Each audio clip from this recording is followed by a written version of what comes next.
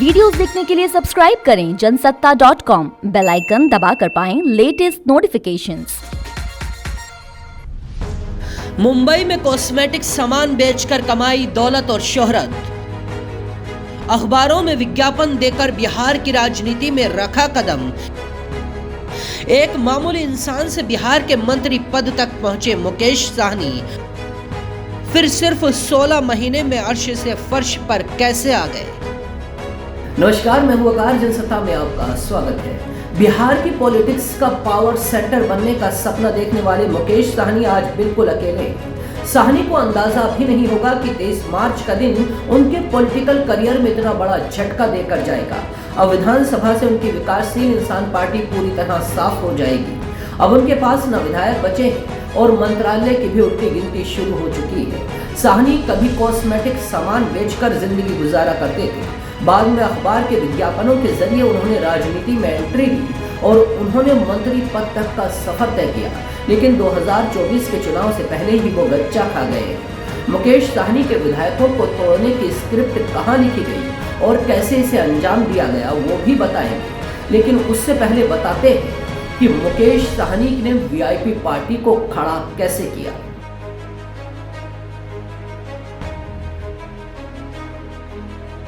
मुकेश साहनी ने अपना सियासी सफर 2014 के लोकसभा चुनाव में नरेंद्र मोदी को पीएम बनाने के लक्ष्य के साथ शुरू किया था। उनका राजनीतिक इतिहास भले ही लंबा न रहा हो, लेकिन राजनीतिक गठजोड़ की उनकी फहरिस्त बहुत ही कम समय में काफी लंबी हो चुकी है।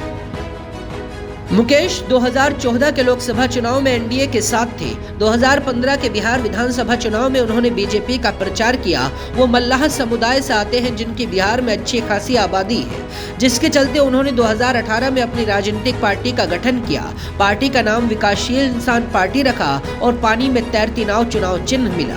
2019 के लोकसभा चुनाव से पहले वो महागठबंधन में शामिल हो गए। वो खुद खगड़िया सीट से चुनाव मैदान में उतरे, लेकिन चुनाव हार गए।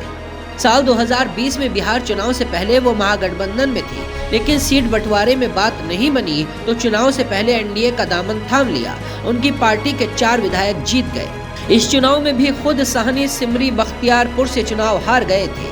बावजूद इसके उन्हें मंत्री बनाया गया, लेकिन वो बीजेपी और सहयोगी दलों पर हमेशा हमलावर ही रहे।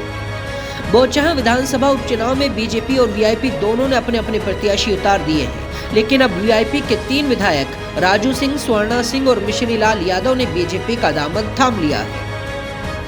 मुकेश साहनी की पार्टी ने यूपी विधानसभा चुनाव में 50 से ज्यादा सीटों पर अपने प्रत्याशी उतारे थे और उन्होंने बीजेपी के खिलाफ जमकर बयानबाजी की थी। तभी से समझा जा रहा था कि बीजेपी उनके खिलाफ एक्शन ले सकती है और इसी बीच बीजेपी ने वीआईपी के तीनों ही विधायकों को तोड़कर मुकेश साहनी को बड़ा झटका दे दिया।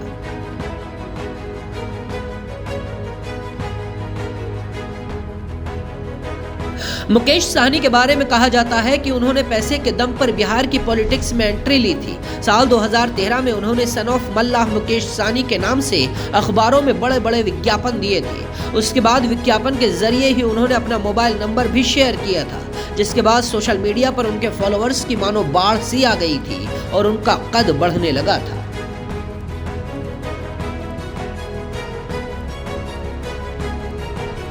दरभंगा के सुपौल बाजार के रहने वाले साहनी 19 साल की उम्र में घर छोड़कर मुंबई चले गए थे। वहां जाकर उन्होंने एक कॉस्मेटिक शॉप में बतौर सेल्समैन काम शुरू किया। कुछ समय बाद वो बॉलीवुड में सेट डिजाइनर का काम करने लगे। साहनी ने मुंबई में रहते हुए खूब शोहरत और दौलत कमाई। इसके बाद उन्होंने राजनीति में एंट्री ली, राजनीति में मंत्री पद तक भी पहुंचे, लेकिन अब उनके ही विधायकों ने उन्हें गच्चा दे दिया है। बाकी खबरों के लिए देखते रहिए जनसत्ता.com।